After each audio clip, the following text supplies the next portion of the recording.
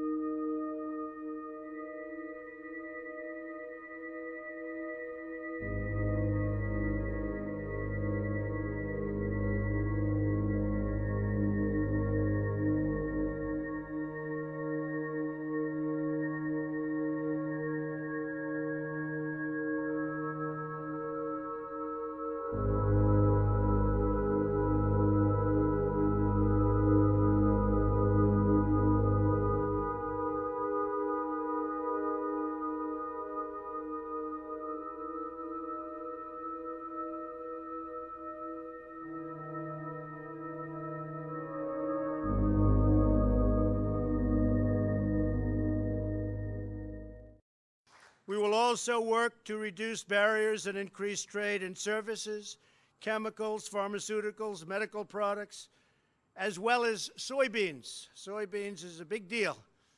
And the European Union is going to start almost immediately to buy a lot of soybeans. They're a tremendous market. Buy a lot of soybeans from our farmers in the Midwest primarily. So I thank you for that, Jean-Claude. This will open markets for farmers and workers, increase investment, and lead to greater prosperity in both the United States and the European Union. It will also make trade fairer and more reciprocal, my favorite word, reciprocal.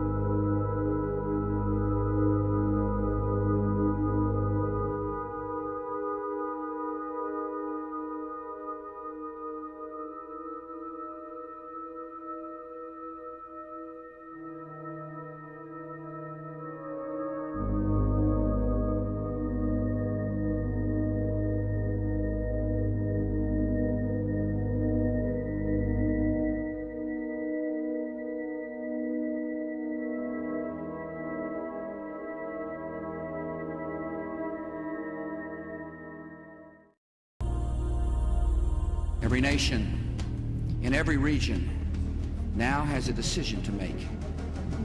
Either you are with us or you are with the terrorists, the terrorists, the terrorists, the terrorists, the terrorists, the terrorists.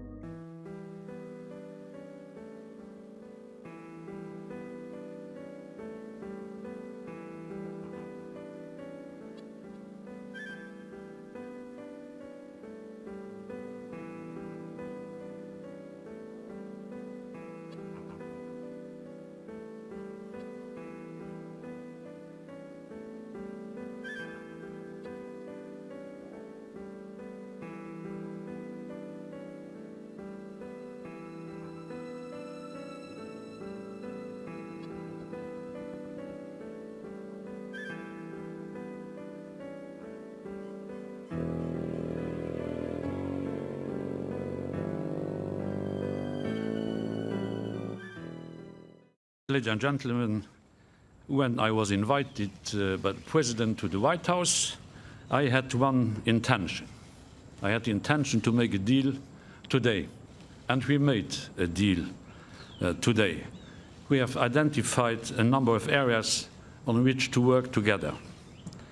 Work towards zero tariffs on industrial goods. That was my main intention, to propose to come down to zero tariffs on industrial goods. We've decided to strengthen our cooperation on energy. The EU will build more terminals to import liquefied natural gas from the US. This is also a message for others. We agreed to establish a dialogue on standards. As far as agriculture is concerned, the European Union can import more soybeans from the US, and it will be done. And we also agreed to work together on the reform of the WTA. This, of course, is on the understanding that as long as we are negotiating, unless one party would stop the negotiations, we will hold off further tariffs and we reassess existing tariffs on steel and aluminium. This was a good, constructive meeting. Thank you, Donald. Well, thank you very much, Jean-Claude. And I just want to conclude by saying this was a very big day for free and fair trade. Very big day indeed. Thank you very much, everybody. Thank you. Thank you.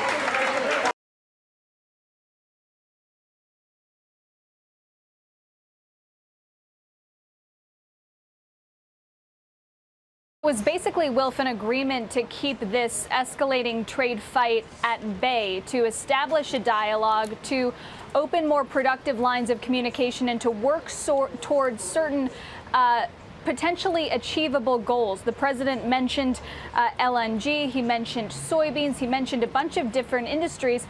But interestingly, he said that the U.S. and the EU are going to work together towards zero tariffs on non-auto industrial goods. Remember, cars and tariffs on light trucks here in the U.S. and tariffs on cars in the EU were at the heart of much of this dispute, and it appears that cars are not part of the end solution here. Interestingly, though, when you think about what the U.S. is planning to offer Europe in return, the president did say that retaliation and the existing steel and aluminum tariffs on Europe will get resolved as part of what we're doing. It was a clear departure by the president in describing Europe as a close friend from the way he described Europe just last week when he described them as a foe. But in terms of how much we can make out of the agreement that was made today, Wilf, I just want to tell you what a European Commission spokesperson just emailed me. She said, all I can say is that the talks are ongoing. President Juncker is working to avert new tariffs, no concessions made. So we'll see what exactly comes of this, but for now it appears to be an agreement to keep talking.